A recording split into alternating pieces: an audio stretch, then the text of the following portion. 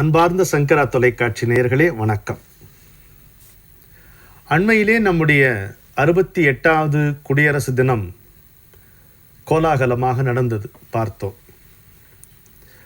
மகா பெரியவா என்று வாட்ஸ்அப்பில் ஒரு குழுமம் இருக்கிறது.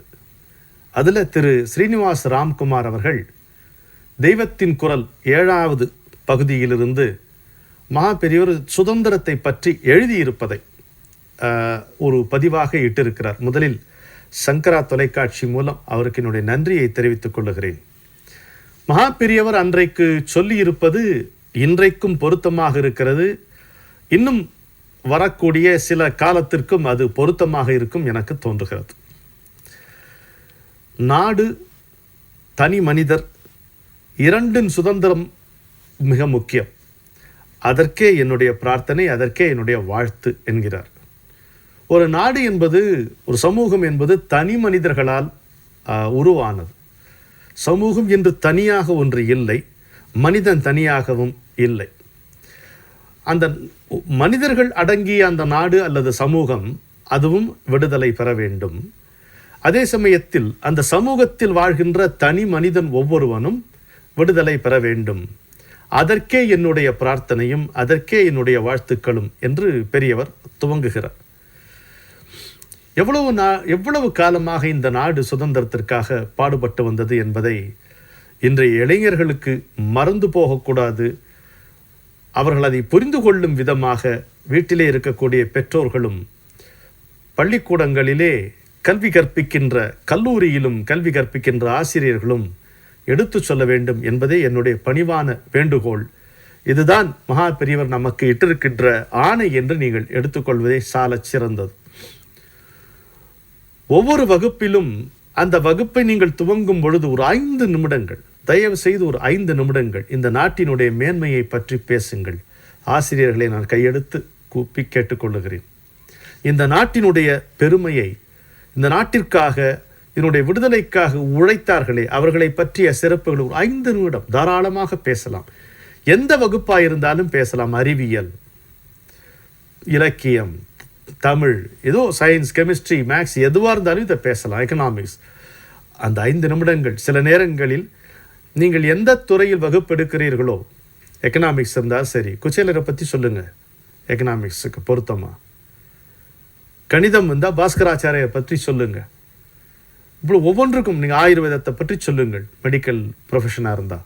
எத்தனையோ சிறப்புகள். குறிப்பாக இந்த நாட்டினுடைய சுதந்திரத்திற்காக போராடியவர்கள் 4-5 பேர் தான் நமக்கு தெரியும். எத்தனையோ பேர் இருக்கிறார்கள். அவருடைய சிறப்புகளை பேசுங்கள் என்று ஆசிரியர்களையும் பெற்றோர்களையும் வேண்டி கேட்டுக்கொள்ளுகிறேன். வெகு காலமாக நாடு சுதந்திரத்திற்காக பாடுபட்டுள்ளது. கடவுளுடைய அருளாலும், மகான்களுடைய ஆசியினாலும், மக்களுடைய ஒப்பற்ற தியாகத்தினாலும் தான் இந்த சுதந்திரம் நமக்கு கிடைத்திருக்கிறது. 3 நல்லா, ஒன்று கடவுள் அருள் இல்லாமல் கிடைக்காது. எவ்வளவுதான் நம்ம உழைச்சாலும். கடவுள் அருள் இருந்தாலும் மகான்களுடைய ஆசி வேண்டும். அவர்கள் தான் கடவுளுக்கும் மக்களுக்கும் நடுவே பாதை சமைத்து அதை பாதுகாத்து வைத்திருப்பவர்கள்.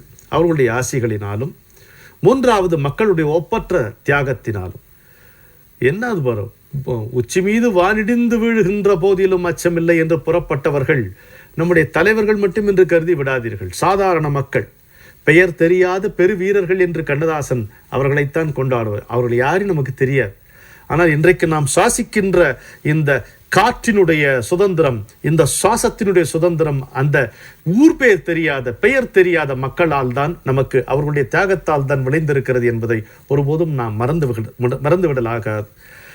இந்த சுதந்திரத்தினால் நமது நாடு செழித்தோங்கி, பஞ்சம் விலகி, நாட்டில் இருக்கின்ற மக்கள் சமூக சச்சரவுகள், வகுப்பு சச்சரவுகள், மத சம்பந்தமான, சமய சம்பந்தமான சச்சரவுகள் எதுவும் இல்லாமல் ஒற்றுமையுடன் அன்பு கொண்டு ஒரே சமுதாயமாக, ஒரு தாய் மக்களாக ஒட்டி வாழ அருள் புரிய வேண்டும் என்று எங்கும் நிறைந்த கடவுளை பிரார்த்திப்போமாக என்று எழுதுகிறார் மகா பெரியவர்.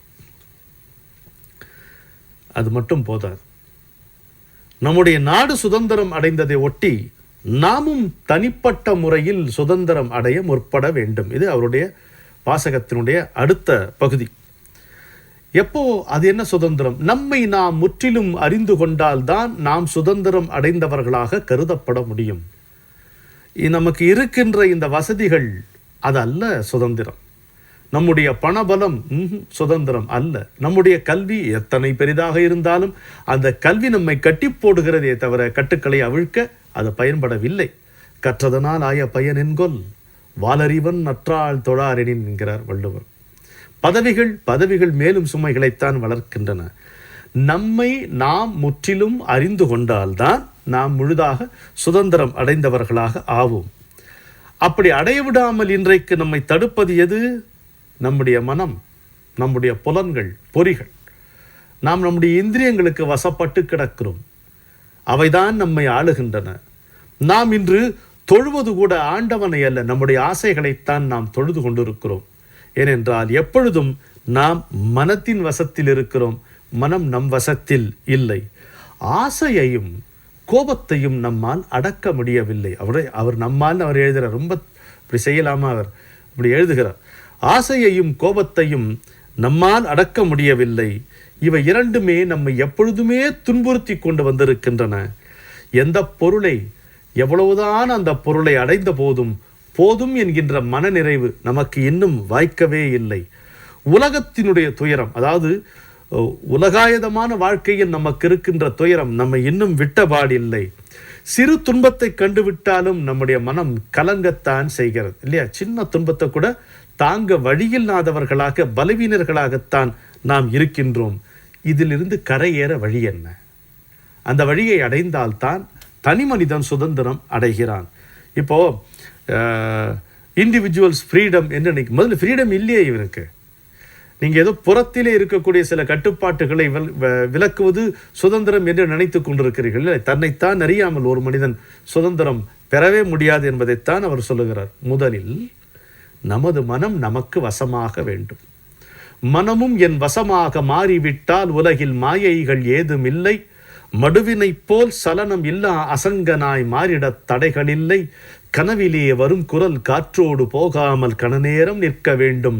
கைகளுக்கெட்டு முன் காததூரம் செல்லும் கடவுள் உணர்வு ஓங்க வேண்டும். கையிலையில் காஞ்சியில் காண்போர் மனங்களில் கண்சிமிட்டும் தீபமே என்று அவரைத்தான் மீண்டும் கையெடுத்து கும்பிட்டு இதை பெற வேண்டியதாக இருக்கிறது.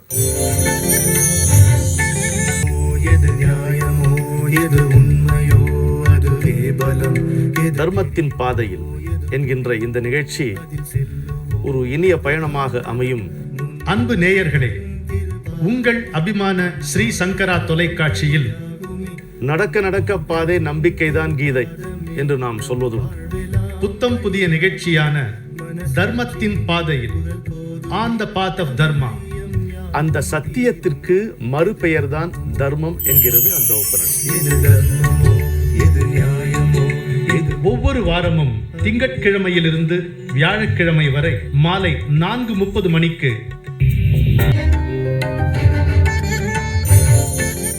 எவ்வளவோ காலமாக தன் இஷ்டப்படியெல்லாம் தீவிரமாக வேலை செய்து கொண்டிருந்த இந்த மனது இல்லையா, இதை தன்னுள் நாம் அடக்குவதற்கு சிறிது சிறிதாக வேணும் முயற்சி செய்ய ஆரம்பிக்க வேண்டும்.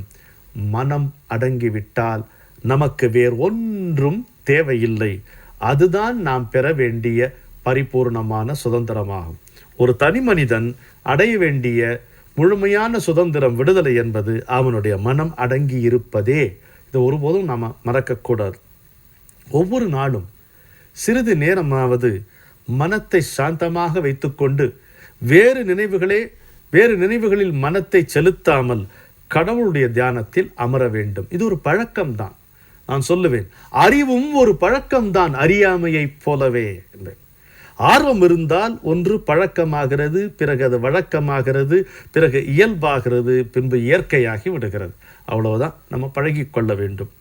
அப்போ வேறு நினைவுகள் இல்லாமல் கடவுள் தியானம் செய்ய உட்கார்ந்தோமானால் நாளடைவில் நம்முடைய புத்தியானது தெளிவடைகிறது. ஆசையையும் கோபத்தையும் அடக்குவதற்கு இந்த கடவுள் தியானம்தான் ஒரு சாதனமாகிறது.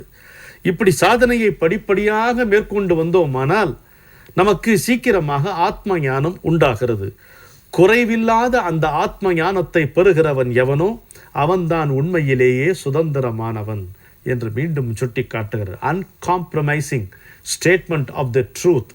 இதுதான் மற்ற பெண்களை தாய்களாக, பெற்ற தாயாக மதிக்க கற்றுக்கொள்ள வேண்டும். மற்ற பெண்களை உற்ற தாயாக பெற்ற தாயாக மதிக்க கற்றுக்கொள்ள வேண்டும். பிற உயிர்களை தன்னுடைய உயிர் போல மதிக்க கற்றுக்கொள்ள வேண்டும். உயிரே போவதாயிருந்தாலும் உண்மையே பேசுகின்ற அந்த துணிவு வேண்டும்.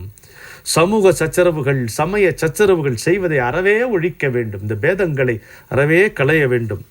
மக்கள் எல்லோருமே சுகமாக வாழ வேண்டும், நலமாக வாழ வேண்டும் என்று ஒவ்வொரு தனி மனிதனும் நினைக்க வேண்டும். ஒவ்வொருவனும் தன்னுடைய அறிவு வளர்ச்சிக்கும் தன்னுடைய ஆத்ம முன்னேற்றத்திற்கும் ஒரு சேர பாடுபட வேண்டும் இல்லையா? அப்படி பாடுபட்டு இவற்றுக்கெல்லாம் புத்தி தர வேண்டும், சக்தி தர வேண்டும் என்று இறைவனை பிரார்த்திக்க வேண்டும். இதுதான் அவர் சொல்லக்கூடிய சுதந்திர தின அல்லது குடியரசு தின கூற்று என்று சொல்லலாம்.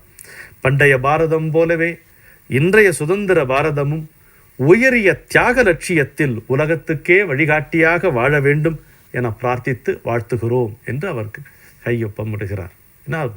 India's future lies in its past, not in its recent past but in its remote past என்று என்னுடைய குருநாதர் சொல்வார். பண்டைய பாரதத்தில்தான் இன்றைய பாரதத்தினுடைய பிரச்சனைகளுக்கான தீர்வுகள் இருக்கின்றன என்பதை நாம் புரிந்து கொள்ள வேண்டும். நாடு பெற்ற விடுதலையை வீடு பெற வேண்டும். பாடுபட்டு வந்த அதை பாதுகாக்க வேண்டும். கூடுவிட்டு போகும் முன் அதில் குடியிருக்கும் மனிதன் ஏடு சொன்ன சுதந்திரத்தை எதிரில் காண வேண்டும். பெண்களினை தாயாக மதிக்க வேண்டும். பிற உயிரை தன்னுயிர் போல் போற்ற வேண்டும். கண்ணெதிரே சாவு வந்து மிரட்டும் போதும் கலங்காமல் சத்தியத்தை பேச வேண்டும். கண்ணெதிரே சாவு வந்து மிரட்டும் போதும் கலங்காது சத்தியத்தை பேச வேண்டும். சண்டைகள் பூசல்கள் தவிர்க்க வேண்டும். சமமாக நேசமுடன் பழக வேண்டும். கண் முன்பு பிறர் உயர உழைக்க வேண்டும். கண் முன்பு பிறர் உயர உழைக்க வேண்டும். கனிந்து உள்ளே தன் உண்மை காண வேண்டும். எண்ணத்தில் நீடித்த சாந்தி வேண்டும். இறைவனிடம் இவை மட்டும் கேட்க வேண்டும். இறைவனிடம் இவை மட்டும் கேட்க வேண்டும். பாருங்க, அவர் சொல்லியிருக்கின்ற கருத்துக்கள் எப்படி ஒரு கவிதையாக எனக்கு விளைந்திருக்கின்றன என்பதை கவனியுங்கள். இது நான் முன்பே எழுதிய கவிதை அல்ல. இந்த பதிவை ஸ்ரீனிவாஸ் ராம்குமார் அவர்கள் இட்டிருக்கின்ற இந்த பதிவை படிக்கும் பொழுது எனக்கு நேர்ந்த கவிதை என கச்சிதமாக உட்காருகின்றன பாருங்க வார்த்தைகள்.